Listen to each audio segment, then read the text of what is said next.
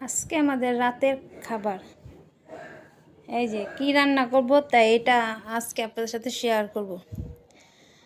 এটা মানে রামেনও বলতে পারেন, চায়না রেসিপি। এটা চায়না দেখে দেখে পরে আমার আপু এটা বানিয়েছে। এটা লেটুস পাতা, এখানে গোস্ত নিছে। এখন গোস্তগুলাকে সব একসাথে ভাজতেছে এই চুলার মধ্যে। লম্বা লুডুস, রামেন বানানোর জন্য যে লুডুসগুলো, ওই লুডুস দিয়েছে। এক প্যাকেট ছিল, 2টা ডিম দিয়েছে। এখন এই যে টমেটো সস দিল, সয়া সসও দিবে। দেওয়ার পরে এই যে দেখছেন কি সুন্দর ফ্লেভারটা। তারপরে এখানে গোস্তগুলো ভাজার পরে এখানে ঢেলে দিবে। ঢেলে দেওয়ার পরে একটু নাড়াচাড়া দিয়ে ডিম দিছে। এই যে দেখছেন, এই যে 2টা ডিম দিছে।